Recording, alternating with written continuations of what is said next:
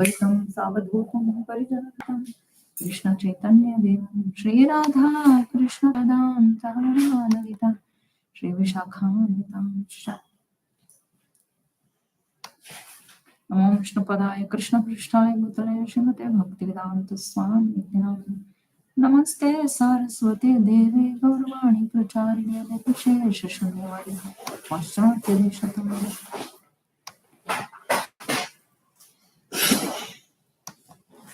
श्री कृष्ण चैतन्य प्रभु नित्यानंद श्री अद्वैत गदाधर श्रीवासादि हरे कृष्णा कृष्ण कृष्ण हरे हरे हरे राम राम राम हरे हरे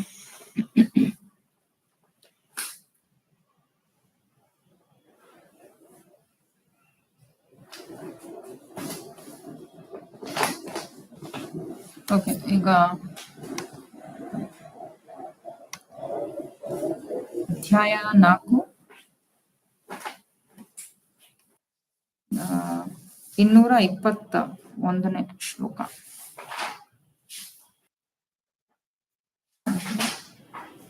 ಸೇ ಭಾವಿ ನಿಜ ವಂಚ ಕರಿಲ ಪುರಾಣ ಅವತಾರ ಈ ವಂಚ ಮೂಲ ಕಾರಣ.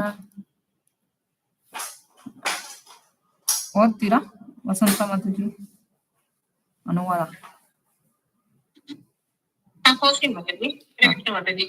ಶ್ರೀಮತಿ ರಾಧಾರಾಣಿಯ ಮನೋಧರ್ಮದಲ್ಲಿ ಅವತರಿಸಿದ ಚೈತನ್ಯರು ತಮ್ಮ ಸ್ವಂತದ ಅಪೇಕ್ಷೆಗಳನ್ನು ಈಡೇರಿಸಿಕೊಂಡರು. ಈ ಅಪೇಕ್ಷಾ ಪೂರಣವೇ ಅವರು ಅವತರಿಸಿದುದಕ್ಕೆ ಪ್ರಮುಖ ಕಾರಣ. ಸೊ ಇದು 4ನೇ ಅಧ್ಯಾಯ ಸಂಪೂರ್ಣವಾಗಿ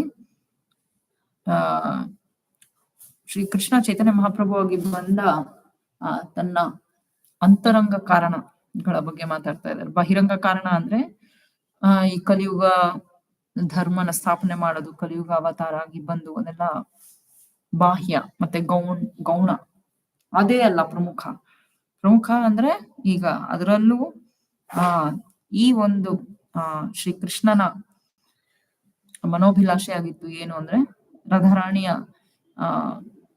ಪ್ರೇಮ ಭಕ್ತಿ ಭಾವದಲ್ಲಿ ಆ ಶ್ರೀ ಕೃಷ್ಣನ ಸೌಂದರ್ಯ ಮಾಧುರ್ಯಾದಿ ಸದ್ಗುಣಗಳನ್ನು ಏನ್ ಹೇಳ್ತಾರೆ ಅದನ್ನ ಆಸ್ವಾದನೆ ಮಾಡೋದು. ಸೊ ಆ ಪ್ರೇಮ ಭಕ್ತಿಯನ್ನು ಆಸ್ವಾದನೆ ಮಾಡೋದು. ಸೊ ಇದೆಲ್ಲ ಆ ಶ್ರೀಕೃಷ್ಣ ತಾನು ತನ್ನ ಭಕ್ತನಾಗಿ ಬಂದರೇನೆ ಅದು ಸಾಧ್ಯವಾಗಿತ್ತು. ಅದರಲ್ಲೂ ತನ್ನ ಸರ್ವೋತ್ಕೃಷ್ಟ ಭಕ್ತ ಅಂದ್ರೆ ಭಕ್ತಳಂದ್ರೆ ಶ್ರೀಮತಿ ರಾಧಾರಾಣಿ ಅವಳ ಭಾವದಲ್ಲಿ ಬಂದರೇನೆ ಇದೆಲ್ಲ ಸಾಧ್ಯ ಆಗುವುದು.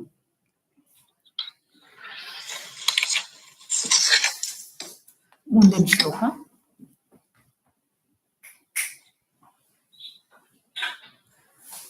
122. ಶ್ರೀಕೃಷ್ಣ ಚೈತನ್ಯ ಗೋಸಾಯಿ ವ್ರಜೇಂದ್ರ ಕುಮಾರ ರಸಮಯ ಮೂರ್ತಿ ಕೃಷ್ಣ ಸಾಕ್ಷಾತ್ ಶೃಂಗಾರ. ಭಗವಾನ್ ಶ್ರೀಕೃಷ್ಣ ಚೈತನ್ಯರು ಕೃಷ್ಣನೇ, ವಜೇಂದ್ರ ಕುಮಾರ ಹೌದು. ಅವರು ರಸಗಳ ಕೋಶ, ವಿಲಾಸಮಯ ಪ್ರೇಮದ ಸಾಕಾರ ಮೂರ್ತಿ. ಹರೇ ಕೃಷ್ಣ ಮಾತಾಜಿ. ಹರೇ ಕೃಷ್ಣ. ಸೊ ಶ್ರೀಕೃಷ್ಣ ಚೈತನ್ಯರು ಶ್ರೀಕೃಷ್ಣನೇ. ಅದರಲ್ಲೂ ಯಾವ ಕೃಷ್ಣ? ದ್ವಾರಕಾ ಕೃಷ್ಣನ, ಮಥುರಾದಲ್ಲಿರೋ ಕೃಷ್ಣನ ಅಥವಾ ವೃಂದಾವನ ಕೃಷ್ಣನ? ಸೊ ಅದನ್ನು ಕೂಡ ಅವರು ಸ್ಪೆಸಿಫೈ ಮಾಡ್ತಾ ಇದ್ದಾರೆ. ಯಾಕಂದ್ರೆ ಅವರೆಲ್ಲರ ಭಾವಗಳು ಅಥವಾ ರಸ ಬೇರೆ ಇರುತ್ತೆ. ಸೊ ಹಾಗೆ ಈ ವೃಂದಾವನದಲ್ಲಿ ಅಂದ್ರೆ ವ್ರಜೇಂದ್ರ ಕುಮಾರ ಅಂದ್ರೆ ನಂದ ಮಹಾರಾಜನ ಮಗ ಆ ಶ್ರೀಕೃಷ್ಣನೇ ಶ್ರೀಕೃಷ್ಣ ಚೈತನ್ಯ ಆಗಿ ಬಂದಿದ್ದು. ಯಾಕಂದ್ರೆ ನಂದ ಮಹಾರಾಜನ ಮಗ ಶ್ರೀಕೃಷ್ಣ ವೃಂದಾವನದಲ್ಲಿ ರಾಧಾರಾಣಿ ಮತ್ತೆ ಗೋಪಿಯರ ಜೊತೆ ಶೃಂಗಾರ ಲೀಲೆಗಳನ್ನು ಮಾಡಿದಂತ ಆ ಕೃಷ್ಣ. ಆದ್ರೆ ವಾಸುದೇವ ಕೃಷ್ಣ ಅಂದ್ರೆ ದ್ವಾರಕೆಯಲ್ಲಿರೋ ಕೃಷ್ಣ ಅವನು ಯಾವತ್ತು ಆ ಲೀಲೆಗಳನ್ನ ಗೋಪಿಯರ ಲೀಲೆಗಳನ್ನ ಒಂದಿಗೆ ಲೀಲೆಗಳನ್ನ ಮಾಡಿಲ್ಲ. ಅವನು ಆ ವಾಸುದೇವ ಕೃಷ್ಣ ಭಗವದ್ಗೀತೆಯನ್ನು ಉಪದೇಶ ಮಾಡಿರ್ತಾನೆ. ಸೊ ಹಾಗಾಗಿ ಅವರೆಲ್ಲರೂ ಕೃಷ್ಣನೇ, ಆದ್ರೆ ಆದ್ರೂನು ಕೂಡ ಅವರಲ್ಲಿ ಆ ಭಾವದ ವಿಚಾರದಲ್ಲಿ, ರಸದ ವಿಚಾರದಲ್ಲಿ ಸ್ವಲ್ಪ ಅಂತರ ಇರುತ್ತೆ. ಆದ್ರಿಂದ ಈ ವ್ರಜೇಂದ್ರ ಕುಮಾರ ಶ್ರೀಕೃಷ್ಣನೇ ಆ ಮಹಾಪ್ರಭುವಾಗಿ ಬಂದಿದ್ದು. ಅವನು ಈ ಶೃಂಗಾರದ ಆ ಒಂದು ಪ್ರೇಮದಲ್ಲಿ ಸಾಕ್ಷಾತ್ ಮೂರ್ತಿ ಅಂತ ಹೇಳ್ತಾ ಇದ್ದಾರೆ. ಈಗ ನಾವು ಭಕ್ತಿ ರಸಾಮೃತ ಸಿಂಧುದಲ್ಲಿ ನೋಡ್ತೀವಿ, ಬೇರೆ ಬೇರೆ ವ್ಯಕ್ತಿತ್ವಗಳು ಭಗವಂತಂದು ಅದನ್ನ ಧೀರ ಲಲಿತ, ಧೀರೋದಾತ್ತ ಮುಂತಾದ ಬರುತ್ತೆ. ಸೊ ಕೃಷ್ಣನ ವೃಂದಾವನ ಕೃಷ್ಣ ಅದರಲ್ಲೂ ಅವನು ಧೀರ ಲಲಿತ ಅಂದ್ರೆ ಹೆಚ್ಚಾಗಿ ಶೃಂಗಾರ ಲೀಲೆಗಳನ್ನು ಗೋಪಿಯರೊಂದಿಗೆ ಮಾಡುವಂತ ಆ ಒಂದು ಅವನ ವ್ಯಕ್ತಿತ್ವ, ಅದನ್ನ ಧೀರ ಲಲಿತ ಅಂತ ಕರೀತಾರೆ. ಸೊ ಹಾಗಾಗಿ ಅದರಲ್ಲಿ ಅಂತರ ಇದೆ. ಅವನ ಬೇರೆ ಬೇರೆ ಅಂಶಗಳು ಈ ಬೇರೆ ಬೇರೆ ಲೀಲೆಗಳಲ್ಲಿ ವ್ಯಕ್ತಪಡಿಸ್ತಾನೆ. ಆದ್ರಿಂದ ಮುಂದಿನ ಶ್ಲೋಕ 223. ಸೇರಸ ಆಸ್ವಾದಿತೆ ಕೈಲ ಅವತಾರಾನುಸಂಗೆ ಕೈಲ ಸಬರ್ ಸೇರ ಪ್ರಚಾರ. ದಾಂಪತ್ಯ ರಸದ ರುಚಿಯನ್ನು ಆಸ್ವಾದಿಸಲು ಹಾಗೆಯೇ ಪ್ರಾಥಮಿಕವಾಗಿ ಎಲ್ಲ ರಸಗಳನ್ನು ಪ್ರಸಾರ ಮಾಡಲು ಭಗವಾನ್ ಚೈತನ್ಯರು ಅವತರಿಸಿದರು. ಹರೇ ಕೃಷ್ಣ ಮಾತಾಜಿ. ಸೊ ಈ ಶ್ರೀ ಚೈತನ್ಯ ಮಹಾಪ್ರಭುವಿನ ಅವತಾರದ ಪ್ರಮುಖ ಉದ್ದೇಶ ಈ ಶೃಂಗಾರ ರಸ ಇದನ್ನು ತಾನು ಆಸ್ವಾದನೆ ಮಾಡಿ ಮತ್ತೆ ಅದರ ಬಗ್ಗೆ ಪ್ರಚಾರ ಮಾಡೋದು. ಅದನ್ನು ಮಾಡ್ತಾ ಬೇರೆ ರಸಗಳ ಭಕ್ತಿ ರಸದ ಮಹಿಮೆಯನ್ನು ಕೂಡ ಪ್ರಚಾರ ಮಾಡಿದ್ದು. ಭಕ್ತಿ ರಸ ಏನಂತ ಇಲ್ಲ ಅಂದ್ರೆ ನಮ್ಗೆಲ್ಲರಿಗೂ ಹೇಗೆ ಗೊತ್ತಾಗ್ತಿತ್ತು? ಈ ಇಡೀ ಪ್ರಪಂಚಕ್ಕೆ ಗೊತ್ತಾಗ್ತಾನೆ ಇರ್ಲಿಲ್ಲ. ಹಿಂದೆ ಬಂದಿರೋ ಆಚಾರ್ಯರು ಯಾರು ವೈಷ್ಣವ ಸಿದ್ಧಾಂತ ಮಾಡಿ ಮತ್ತೆ ಭಕ್ತಿಯ ಮಹಿಮೆಯನ್ನು ಪ್ರಚಾರ ಏನೋ ಮಾಡಿದ್ರು. ಆದ್ರೆ ಅದರಲ್ಲೂ ಈ ಭಕ್ತಿ ರಸದ ತತ್ವವನ್ನು ಈ ವೃಂದಾವನದವರು ವ್ರಜ ಭಕ್ತಿಯ ತತ್ವವನ್ನು ಯಾರು ತೋರ್ಸ್ಕೊಟ್ಟಿರ್ಲಿಲ್ಲ, ಅದ್ರ ಬಗ್ಗೆ ಮಾತಾಡಿರ್ಲಿಲ್ಲ. ಅದು ಅತಿ ಗುಹ್ಯತಮವಾದ ವಿಚಾರವಾದ್ದರಿಂದ ಮತ್ತೆ ಅದನ್ನ ಸ್ವಯಂ ಶ್ರೀಕೃಷ್ಣನೇ ತನ್ನ ಒಂದು ಆಚಾರದ ತನ್ನ ಒಂದು ಉದಾಹರಣೆಯ ಮೂಲಕ ಈ ಇಡೀ ಪ್ರಪಂಚಕ್ಕೆ ತಿಳಿಯುವ ಹಾಗೆ ಮಾಡದ ಶ್ರೀ ಚೈತನ್ಯರ ಅವತಾರದಲ್ಲಿ. ಮುಂದಿನ ಶ್ಲೋಕ 224.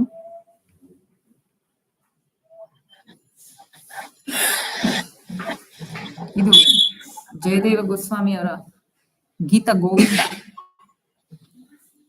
ಅದರ ಒಂದು ಶ್ಲೋಕ ಇದು.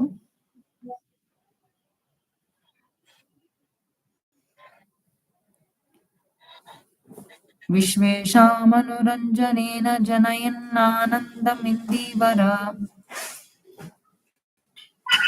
ಶ್ರೇಣಿಶ್ಯಾಮಲ ಕೋಮಲೈರುಪನಯನ್ನಂಗೈರನಂಗೋತ್ಸವಂ ಸ್ವಚ್ಛಂದಂ ವ್ರಜಸುಂದರೀಭಿರಭಿತ ಪ್ರತ್ಯಂಗಂ ಆಲಿಂಗಿತಃ ಶೃಂಗಾರ ಸಖಿ ಮೂರ್ತಿಮಾನ್. ನಿಮಿಷ ಮ್ಯೂಟ್ ಮಾಡ್ಕೊಂಡ್ಬಿಡಿ, ಪೂರ್ಣ ಮಾತಾಡಿ. ಶೃಂಗಾರ ಸಖಿ ಮೂರ್ತಿಮಾನ್ ಇವ ಮಧೌ ಮುಗ್ಧೋ ಹರಿ ಕ್ರೀಡತಿ. ಪ್ರಿಯ ಗೆಳತಿಯರೇ, ಕೃಷ್ಣನು ವಸಂತ ಋತುವನ್ನು ಅನುಭವಿಸಿ ಸುಖಿಸುತ್ತಿರುವ ಕಲಿಯನ್ನಾದರೂ ಹಾಗೆ ನೋಡಿ. ಗೋಪಿಯರು ಒಂದೊಂದು ಅಂಗವನ್ನು ಹಿಡಿದು ಅಲಂಕಿಸಿಕೊಳ್ಳುತ್ತಿರಲಾಗಿ ಕೃಷ್ಣನು ಶೃಂಗಾರ ಭರಿತ ಪ್ರೇಮದ ಸಾಕಾರ ಮೂರ್ತಿಯೇ ಆಗಿಬಿಟ್ಟಿದ್ದಾನೆ. ತನ್ನ ಲೋಕೋತ್ತರ ಲೀಲೆಗಳಿಂದ ಕೃಷ್ಣನು ಎಲ್ಲ ಗೋಪಿಯರಿಗೆ ಹಾಗೂ ಇಡೀ ಸೃಷ್ಟಿಗೆ ಜೀವ ತುಂಬುತ್ತಾನೆ. ನೀಲಿ ಬಣ್ಣದ ಕಮಲ ಪುಷ್ಪಗಳನ್ನು ಹೋಲುವ ನೀಲಗಪ್ಪು ಬಣ್ಣದ ಅವನ ಮೃದು ಬಾಹು ಹಾಗೂ ಕಾಲುಗಳಿಂದ ಅವನು ಮನ್ಮಥನಿಗೆ ಒಂದು ಉತ್ಸವವನ್ನೇ ಏರ್ಪಡಿಸಿ ಬಿಟ್ಟಿದ್ದಾನೆ. ಹರೇ ಕೃಷ್ಣ. ಭಾವಾರ್ಥ ಮೇಲಿನ ಶ್ಲೋಕಗಳನ್ನು ಗೀತ ಗೋವಿಂದನಿಂದ 1.11 ಆಯ್ದುಕೊಳ್ಳಲಾಗಿದೆ. ಹರೇ ಕೃಷ್ಣ ಮಾತಾಜಿ. ಹರೇ ಕೃಷ್ಣ. ಸೊ ಶ್ರೀಕೃಷ್ಣನ ಒಂದು ಸೌಂದರ್ಯ ಹೇಗಿದೆ ಅನ್ನೋದನ್ನ ನಾವು ಎಷ್ಟು ಕಡೆ ಇದರ ವಿವರಣೆ ನೋಡ್ತೀವಿ. ಸೊ ಇದರಲ್ಲಿ ಕೂಡ ಗೋಪಿಯರು ಶ್ರೀಕೃಷ್ಣನ ಅದ್ಭುತ ಮಾಧುರ್ಯ ಮತ್ತೆ ಸೌಂದರ್ಯವನ್ನ ವರ್ಣಿಸ್ತಾರೆ. ಹೇಗೆ ವೃಂದಾವನದಲ್ಲಿ 4 ಋತುಗಳು ಎಲ್ಲ ಮಾಸಗಳಲ್ಲೂ ಎಲ್ಲ ಆನಂದ ವರ್ಧಿಸ್ತಾನೆ ಇರುತ್ತಂತೆ. ಇಲ್ಲಿ ತರ ನಮ್ಗೆ ಈ ಬೇಸಿಗೆ ಕಾಲ ಬಂದ್ರೆ ತಡ್ಕೊಳಕ್ಕಾಗದಷ್ಟು ಬಿಸಿ ಶಾಖ, ಮತ್ತೆ ಮಳೆಗಾಲ ಬಂದ್ರೆ ಅದು ಇನ್ನೊಂಥರ ಕಷ್ಟ. ಆ ತರ ಒಂದು ಇಲ್ಲ. ಯಾಕಂದ್ರೆ ಎಲ್ಲಾ ಋತುಗಳು, ಎಲ್ಲಾ ಮಾಸಗಳು ವೃಂದಾವನದಲ್ಲಿರೋ ಪ್ರತಿಯೊಂದು ಜೀವಿತ ಮತ್ತೆ ನಿರ್ಜೀವ ಯಾವುದೂ ಇಲ್ಲವೇ ಇಲ್ಲ. ಎಲ್ಲವುದು ಚೇತನ ವಸ್ತುಗಳೇ ಅಲ್ಲಿ. ಸೊ ಎಲ್ಲವುದು ಶ್ರೀಕೃಷ್ಣನ ಸೇವೆಗಾಗಿ, ಅವನ ಆನಂದವನ್ನು ವರ್ಧಿಸೋದಕ್ಕಾಗಿನೇ ಅಲ್ಲಿ ಬಂದಿರ್ತಾರೆ. ಸೊ ಹಾಗಾಗಿ ಅವನು ಈ ವಸಂತ ಋತುವಿನಲ್ಲೂ ಕೂಡ ಹೇಗೆ ಆನಂದವನ್ನ ಅನುಭವಿಸ್ತಾ ಇದ್ದಾನೆ ಅಂತ ಹೇಳ್ತಾರೆ.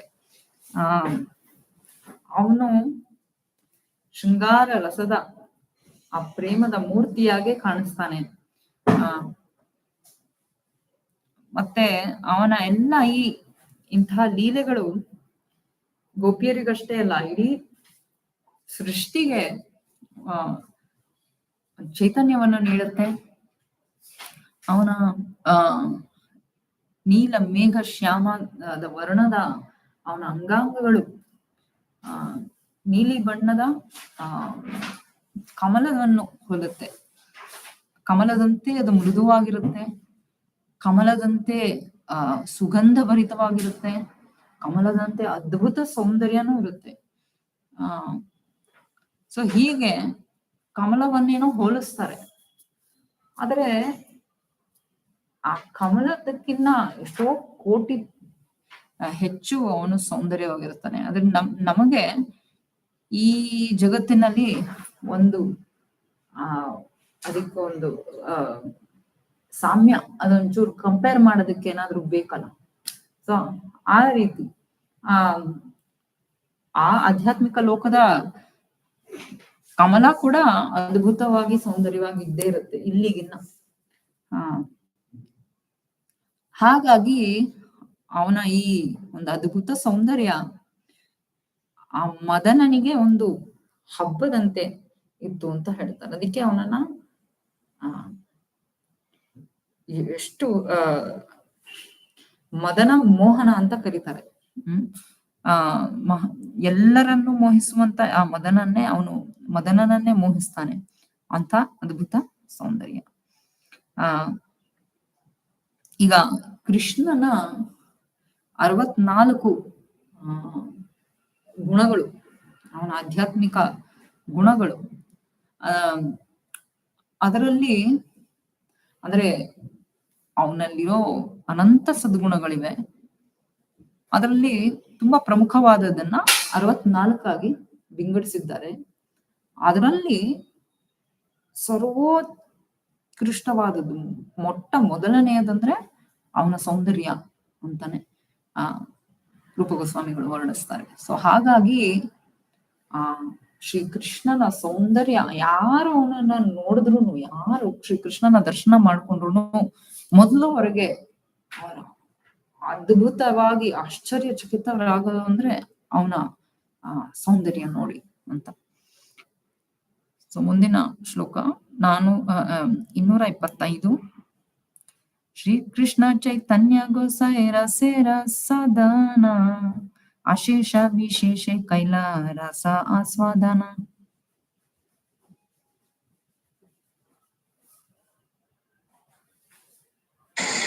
ಮಾತಾಜಿ. ಓದಿ. ಭಗವಾನ್ ಶ್ರೀ ಕೃಷ್ಣ ಚೈತನ್ಯರು ರಸದ ಧಾಮ ರಸದ ಸವಿಯನ್ನು ಸ್ವಯಂ ಚೈತನ್ಯರೇ ಲೆಕ್ಕಕ್ಕೆ ಸಿಗದಷ್ಟು ಬಗೆಯಲ್ಲಿ ಆಸ್ವಾದಿಸಿದರು. ಹರೇ ಕೃಷ್ಣ ಮಾತಾಜಿ. ಸೊ ಈ ಶ್ರೀ ಕೃಷ್ಣ ಚೈತನ್ಯ ಅಥವಾ ಕೃಷ್ಣ ಇಬ್ರು ಒಂದೇ ವ್ಯಕ್ತಿತ್ವ. ಸೊ ಶ್ರೀ ಕೃಷ್ಣ ಚೈತನ್ಯ ಎಲ್ಲ ರಸಗಳಿಗೆ ಅಂದ್ರೆ ಮನೆ ಆಗರ. ಸೊ ಈ ಮಾತು ವೇದಗಳಲ್ಲೂ ಬರುತ್ತೆ. ರಸೋ ವೈ ಸಹ. ಸಹ ಅಂದ್ರೆ ಅವನು ಯಾರು? ಆ ಪರಮ ಪುರುಷೋತ್ತಮ. ಅವನು ರಸನೇ ಹೌದು. ಅಂದ್ರೆ ಎಲ್ಲ ರಸಗಳ ಅವನು ಒಂದು ಮೂಲಭೂತ ಆದಿ. ಅವನಲ್ಲಿರೋ ಅವನ ಇಡೀ ಸ್ವರೂಪನೇ ರಸದಿಂದ ಮಾಡಲ್ಪಟ್ಟಿದೆ ಅಂತ. ಸೊ ಹಾಗೆ ಅವನೇನೋ ರಸದ ಸ್ವರೂಪ. ಆದ್ರಿಂದ ಎಲ್ಲ ಭಕ್ತರು ಅವನಿಗೆ ಭಕ್ತಿ ಸೇವೆ ಮಾಡ್ತಾ ಅವರು ಆ ಭಕ್ತಿ ರಸವನ್ನು ಆಸ್ವಾದನೆ ಮಾಡ್ತಾರೆ. ಆದ್ರೆ ಅವನೇ ಹೇಗೆ ತನ್ನ ಸ್ವರೂಪದ ರಸವನ್ನೇ ತಾನು ಹೇಗೆ ಆಸ್ವಾದನೆ ಮಾಡಬೇಕು ಅಂದ್ರೆ, ಅವನು ತನ್ನ ಭಕ್ತನಾಗಿ ಬಂದು ಆ ಶ್ರೀ ಕೃಷ್ಣ ಚೈತನ್ಯನಾಗಿ ಬಂದು ಆ ರಸವನ್ನು ಆಸ್ವಾದನೆ ಮಾಡಬೇಕು ಅಂತ ರಾಧಾರಾಣಿಯ ಭಕ್ತಿ ಭಾವದಿಂದ ಬಂದು ಅವತರಿಸ್ತಾನೆ. ಸೊ ಹಾಗಾಗಿ ರಾಧಾರಾಣಿಯ ಒಂದು ಭಕ್ತಿಯ ಭಾವ ಹೇಗೆ ಅನಂತವೋ ಅಂಥ ಒಂದು ಭಕ್ತಿ ಭಾವದಿಂದ ಅನಂತ ರೀತಿಗಳಲ್ಲಿ ಶ್ರೀ ಕೃಷ್ಣನ ಆ ಒಂದು ರಸದ ವೈಖರಿಯನ್ನ ಶ್ರೀ ಚೈತನ್ಯ ಮಹಾಪ್ರಭು ಅವರು ಸವಿತಾರೆ. ಮುಂದಿನ ಶ್ಲೋಕ 226. ಸೇದ್ವಾರೆ ಪ್ರವರ್ತೈಲ ಕೈಲಿಯುಗ ಧರ್ಮ ಚೈತನ್ಯರ ದಾಸೆ ಜಾನೆ ಈ ಸಭ ಮರ್ಮ. ಈ ಪರಿಯಲ್ಲಿ ಚೈತನ್ಯರು ಕಲಿಯುಗಕ್ಕೆ ಸೂಕ್ತವಾದ ಧರ್ಮವನ್ನು ಸ್ಥಾಪಿಸಿದರು. ಈ ಎಲ್ಲಾ ನೈಜ ಸಂಗತಿಗಳನ್ನು ಭಗವಾನ್ ಚೈತನ್ಯರ ಶಿಷ್ಯರು ಬಲ್ಲರು. ಹರೇ ಕೃಷ್ಣ ಮಾತಾಜಿ. ಭಾವಾರ್ಥ ಇದೆ. ಭಾವಾರ್ಥ. ಭಗವಾನ್ ಚೈತನ್ಯರು ಗೋಪಿಯರ ಪ್ರೇಮದ ಪರಮ ಭೋಕ್ತೃವಾದ ಸ್ವಯಂ ಕೃಷ್ಣನೇ. ಲೋಕಾತೀತ ರಸಗಳಿಗೆ ಆಶಯ ಸ್ಥಾನವಾಗಿ ಅದರ ಸುಖವನ್ನು ಸವಿಯಲು ಸ್ವಯಂ ಚೈತನ್ಯರೇ ಗೋಪಿಯರ ಪಾತ್ರವನ್ನು ವಹಿಸುತ್ತಾರೆ. ಅವರು ಗೋಪಿಯರ ರೂಪದಲ್ಲೇ ಆವಿರ್ಭವಿಸಿದರಾದರೂ ಏಕಕಾಲಕ್ಕೆ ಕಲಿಯುಗಕ್ಕೆ ಸೂಕ್ತವಾದ ಧರ್ಮ ಪ್ರಕ್ರಿಯೆಯನ್ನು ಬಹು ಚಿತ್ತಾಕರ್ಷಕ ರೀತಿಯಲ್ಲಿ ಪ್ರಸಾರ ಮಾಡಿದರು. ಭಗವಾನ್ ಚೈತನ್ಯರ ಅಂತರಂಗದ ಭಕ್ತರು ಮಾತ್ರ ಈ ಲೋಕೋತ್ತರ ರಹಸ್ಯವನ್ನು ಅರ್ಥ ಮಾಡಿಕೊಳ್ಳಬಲ್ಲರು. ಹರೇ ಕೃಷ್ಣ ಮಾತಾಜಿ. ಸೊ ಶ್ರೀ ಚೈತನ್ಯ ಮಹಾಪ್ರಭು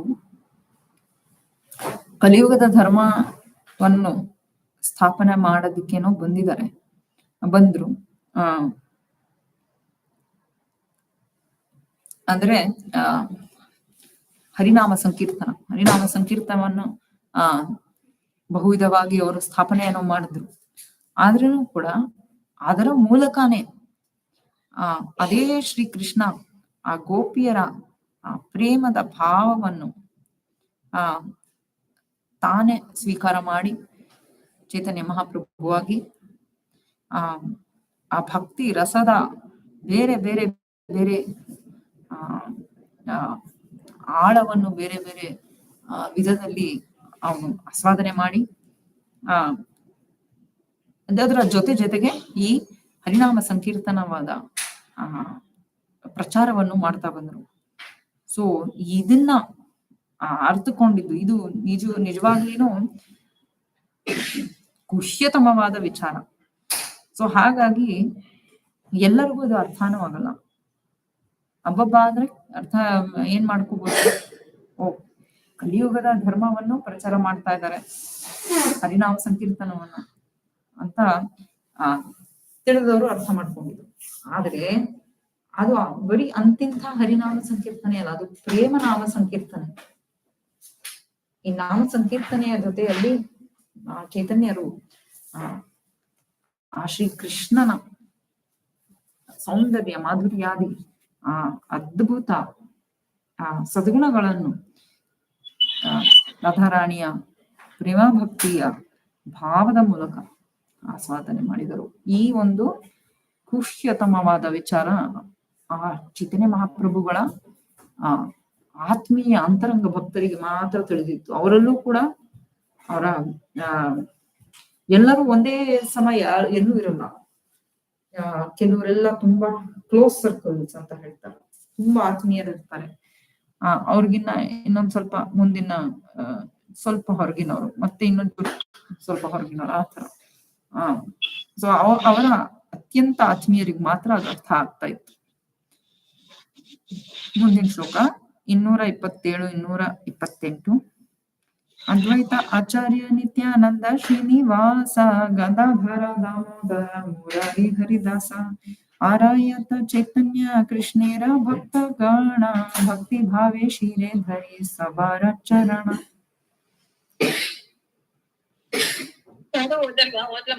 ಹಾ ಓದಿ. ಅದ್ವೈತ ಆಚಾರ್ಯರು, ಪ್ರಭು ನಿತ್ಯಾನಂದರು, ಶ್ರೀನಿವಾಸ ಪಂಡಿತರು, ಗದಾಧರ ಪಂಡಿತರು, ಸ್ವತಂತ್ರ ದಾಮೋದರರು, ಮುರಾರಿ ಗುಪ್ತರು, ಹರಿದಾಸ ಠಾಕೂರರು ಮತ್ತು ಶ್ರೀಕೃಷ್ಣ ಚೈತನ್ಯರ ಇತರ ಎಲ್ಲ ಭಕ್ತರಿಗೆ ಭಕ್ತಿಯಿಂದ ನಮಿಸಿ ಅವರ ಪಾದ ಪದ್ಮಗಳನ್ನು ತನ್ನ ತಲೆಯ ಮೇಲೆ ಇರಿಸಿಕೊಳ್ಳುತ್ತೇನೆ. ಭಾವಾರ್ಥ: ಚೈತನ್ಯರ ಬಗೆಗೆ ಸತ್ಯವನ್ನು ಅರಿಯುವ ಬಯಕೆ ನಮಗಿದ್ದಿದ್ದೇ ಆದಲ್ಲಿ ಮೇಲೆ ಸೂಚಿಸಲಾಗಿರುವಂತಹ ಅವರ ಪರಿಶುದ್ಧ ಅಂತರಂಗದ ಭಕ್ತರಿಗೆ ನಮ್ಮ ಗೌರವಪೂರ್ವಕ ನಮಸ್ಕಾರಗಳನ್ನು ಸಮರ್ಪಿಸಬೇಕು. ಶ್ರೀ ಚೈತನ್ಯ ಚರಿತಾಮೃತದ ಲೇಖಕರು ನಮಗೆ ಹೇಳುವ ಪಾಠ ಇದು. ಹರೇ ಕೃಷ್ಣ ಮಾತಾಜಿ. ಸೊ ಎಲ್ಲ ಶಾಸ್ತ್ರದ ಸಾರ ಅಂದ್ರೆ ನಮಗೆ ವೈಷ್ಣವರ ಒಂದು ಪಾದಧೂಳಿ, ವೈಷ್ಣವರ ಕೃಪಾ ನಮಗೆ ಸಿಗಬೇಕು. ಆವಾಗ ನಮಗೆ ಎಲ್ಲಾ ಸಿದ್ಧಿನೂ ಆಗತ್ತೆ ಅಂತ. ಯಸ್ಯ ಪ್ರಸಾದ ಭಗವತ್ ಪ್ರಸಾದ. ವೈಷ್ಣವರ ಕೃಪೆ ಸಿಕ್ಕಿದ್ರೆ ನಮಗೆ ಭಗವಂತನ ಕೃಪೆ ಸಿಕ್ಕೇ ಅನ್ನೋ ಒಂದು ಮಾತು, ಶಾಸ್ತ್ರದ ಮಾತಿಗೆ ಆಧಾರಿತವಾಗಿ ಈ ಚೈತನ್ಯ ಚರಿತಾಮೃತದ ರಚನೆಕಾರರಾದ ಕೃಷ್ಣದಾಸ್ ಕವಿರಾಜ್ ಗೋಸ್ವಾಮಿ ಕೂಡ ಇವಾಗ ಇಲ್ಲಿ ಹೇಳ್ತಾರೆ. ಅವರು ಪದೇ ಪದೇ ಹೇಳ್ತಾರೆ, ಪ್ರತಿ ಅಧ್ಯಾಯದ ಕೊನೆಯಲ್ಲೂ ಕೂಡ ರೂಪ ರಘುನಾಥ ಪಾದಕ್ಕೆ ನಾನು ವಿನಮ್ರವಾಗಿ ಸೇವೆ ನಾನು ಸಲ್ಲಿಸ್ತೇನೆ ಅಂತ. ಸೊ ಇಲ್ಲಿ ಕೂಡ ಅವ್ರು ಹೇಳ್ತಾ ಇದ್ದಾರೆ, ನಮಗೆ ನಿಜವಾಗ್ಲೂ ಶ್ರೀ ಚೈತನ್ಯ ಮಹಾಪ್ರಭುಗಳನ್ನು ಅವರ ಬಗ್ಗೆ ಆ ಸತ್ಯವನ್ನು ಅರ್ಥ ಮಾಡ್ಕೋಬೇಕು ಅಂದ್ರೆ ಅವರ ಆತ್ಮೀಯ ಭಕ್ತರಾದ ಅದ್ವೈತಾಚಾರ್ಯ, ನಿತ್ಯಾನಂದ ಪ್ರಭು, ಶ್ರೀವಾಸ್ ಪಂಡಿತ, ಗದಾಧರ್ ಪಂಡಿತ, ಸ್ವರೂಪ್ ದಾಮೋದರ, ಮುರಾರಿ ಗುಪ್ತ, ಹರಿದಾಸ್ ಠಾಕೂರ್,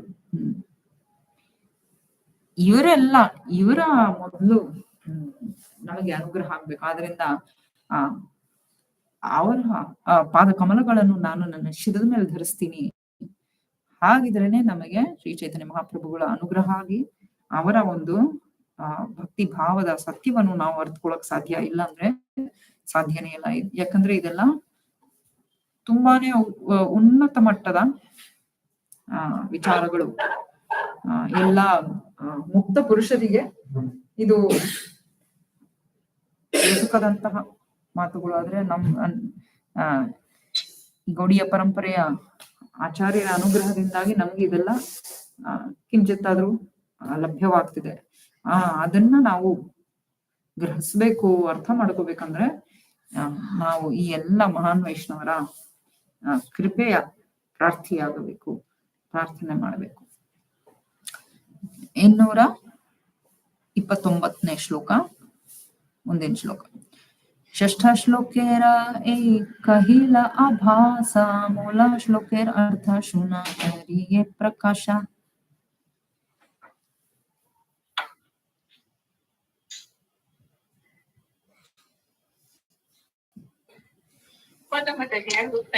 ಹಾ ಓದಿ.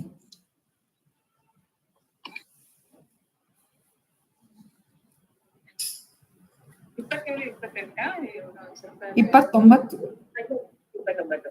6ನೇ ಶ್ಲೋಕವು ಹೇಳುವುದರ ಸೂಚನೆಯನ್ನು ನಾನು ಕೊಟ್ಟಿರುವೆ. ಆ ಮೂಲ ಶ್ಲೋಕಕ್ಕೆ ವಿವರವಾದ ಅರ್ಥವನ್ನು ಈಗ ಪ್ರಕಟಿಸಿ ಹೇಳುತ್ತೇನೆ. ದಯೆಯಿಟ್ಟು ಆಲಿಸಿ. ಹರೇ ಕೃಷ್ಣ ಮಾತಾಜಿ. ಸೊ ಹೀಗೆ ಅವರು ಈ ಮಂಗಳಾಚರಣದ 14 ಶ್ಲೋಕಗಳನ್ನೇ ಎಷ್ಟು ವಿಸ್ತಾರವಾಗಿ ಅವರು ಅದರ ಬಗ್ಗೆನೆ ವಿಚಾರ ಮಾಡ್ತಾ ಇದ್ದಾರೆ. ಸೊ ಈಗ 6ನೇ ಶ್ಲೋಕದಲ್ಲಿ ಇನ್ನೂ ಹೆಚ್ಚು ಆಳವಾಗಿ ಅದನ್ನ ವಿಶ್ಲೇಷಣೆ ಮಾಡ್ತಾರೆ. ಮುಂದಿನ ಶ್ಲೋಕ 230. ಶ್ರೀರಾಧಾಯಾಃ ಪ್ರಣಯ ಮಹಿಮಾ ಕೀದೃಶೋ ವಾ ನಯೈವ ಸ್ವಾದ್ಯೋ ಯೇನಾದ್ಭುತ ಮಧುರಿಮ ಕೀದೃಶೋ ವಾ ಮದೀಯಃ ಸೌಖ್ಯಂ ಚಾಸ್ಯ ಮದನುಭವತಃ ಕೀದೃಶಂ ವೇತ್ತಿ ಲೋಭಾತ್ ತದ್ಭಾವಾಢ್ಯ ಸಮಜನಿಷ್ಯಚ್ಚಿ ಗರ್ಭ ಸಿಂಧೋ ಹರಿಂದುಃ. ರಾಧಾರಾಣಿಯ ಪ್ರೇಮ ಓದ್ತೀರಾ? ಇಲ್ಲ ಓದಿ, ಯಾರು ಇಲ್ಲ, ನೀವೇ ಓದ್ಬೇಕು. ಹೌದಾ? ರಾಧಾರಾಣಿಯ ಪ್ರೇಮದ ಮಹಿಮೆಯನ್ನು ಅರ್ಥ ಮಾಡಿಕೊಳ್ಳುವ ಅಪೇಕ್ಷೆ ಕೃಷ್ಣನಲ್ಲಿ ಹುಟ್ಟಿತು. ಸ್ವಯಂ ತನ್ನಲ್ಲಿನ ಕೃಷ್ಣನಲ್ಲಿನ ಅದ್ಭುತ ಗುಣಗಳನ್ನು ರಾಧೆಯು ಆಕೆಯ ಪ್ರೇಮದಿಂದ ಆಕೆ ಮಾತ್ರ ಆಸ್ವಾದಿಸುವ ಬಗೆಯನ್ನು ತಿಳಿಯುವ ಆಸೆಯೂ ಮೊಳೆತಿತು. ತಾನು ರಾಧೆಯಲ್ಲಿರಿಸುವ ಪ್ರೇಮದಿಂದ ಆಕೆ ಉಂಟಾಗುವ ಸುಖ ಯಾವ ಬಗೆಯದು ಎಂದು ತಿಳಿದುಕೊಳ್ಳುವ ಬಯಕೆಯೂ ಮೂಡಿತು. ಎಲ್ಲಾ ಅಪೇಕ್ಷೆಗಳನ್ನು ಪೂರೈಸಿಕೊಳ್ಳಲು ಪರಮಪ್ರಭು ಹರಿಯು ರಾಧೆಯ ಭಾವಗಳಿಂದ ಪರಿಪುಷ್ಪನಾಗಿ ಶಕ್ತಿ ದೇವಿಯ ಗರ್ಭದಲ್ಲಿ ಜನ್ಮ ತಾಳಿದನು. ಶರದಿಯಿಂದ ಚಂದ್ರನು ಉದಯಿಸಿದ ಹಾಗೆ. ಹರೇ ಕೃಷ್ಣ ಮಾತಾಜಿ. ಸೊ ಈ ಒಂದು ಶ್ಲೋಕನ ಆಧಾರಿತವಾಗಿ ಇಷ್ಟೊಂದು ಅರ್ಥಗಳನ್ನ, ಇಷ್ಟೊಂದು ಅಂಶಗಳನ್ನ ಅವರು ವಿಶ್ಲೇಷಣೆ ಮಾಡಿದ್ದಾರೆ. ಸೊ ಇದು ತುಂಬಾ ಅದ್ಭುತವಾದ ಶ್ಲೋಕ. ರಾಧಾರಾಣಿಯ ಪ್ರೇಮದ ಮಹಿಮೆ ಎಂಥದ್ದು ಅಂದ್ರೆ ಅದನ್ನ ಅರ್ಥ ಮಾಡ್ಕೊಳ್ಳೋಕೆ ಆ ಶ್ರೀಕೃಷ್ಣನಿಂದನೂ ಸಾಧ್ಯವಾಗದೆ ಅವನ್ನೇ ಆಶ್ಚರ್ಯಚಕಿತನಾಗ್ತಾನೆ.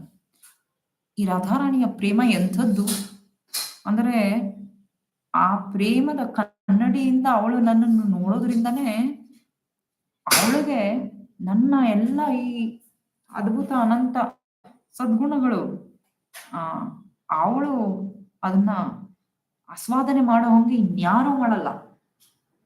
ಎಲ್ಲರೂ ಅವಳ ಜೊತೆ ಬೇರೆ ಎಲ್ಲ ಭಕ್ತರು, ಗೋಪಿಯರು ಎಲ್ಲರೂ ಆ ಶ್ರೀಕೃಷ್ಣನ ಅನಂತ ಸದ್ಗುಣಗಳನ್ನು ದರ್ಶನ ಮಾಡ್ತಾರೆ. ಆದ್ರೂ ಕೂಡ ಅವಳಷ್ಟು ಮಟ್ಟಿಗೆ ಯಾರು ಅದನ್ನ ಆಸ್ವಾದನೆ ಮಾಡಕ್ ಸಾಧ್ಯ ಇಲ್ಲ. ಅವಳಷ್ಟು ಮಟ್ಟಿಗೆ ಯಾರು ಆನಂದವನ್ನು ಅನುಭವಿಸಲು ಸಾಧ್ಯ ಇಲ್ಲ. ಯಾಕೆ ಅಂದ್ರೆ ಅವಳಷ್ಟು ಯಾರು ಆ ಶ್ರೀಕೃಷ್ಣನ ಮಾಧುರ್ಯವನ್ನು ಸವಿಯಲು ಸಾಧ್ಯ ಇಲ್ಲ, ಅದನ್ನ ಅನುಭವಿಸಲು ಸಾಧ್ಯ ಇಲ್ಲ. ಮತ್ತೆ ಆದ್ರಿಂದಾನೇ ಶ್ರೀಹರಿ ಅವಳ ಒಂದು ಭಕ್ತಿ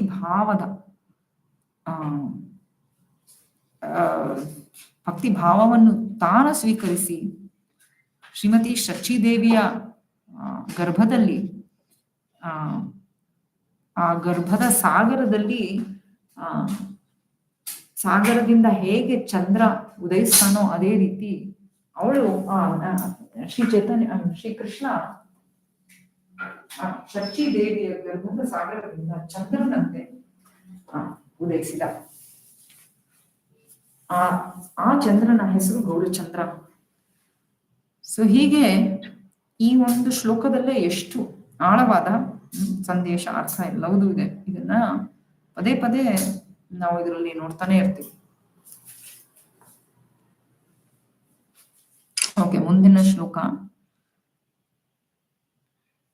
231. What man, because of you, idiot you are.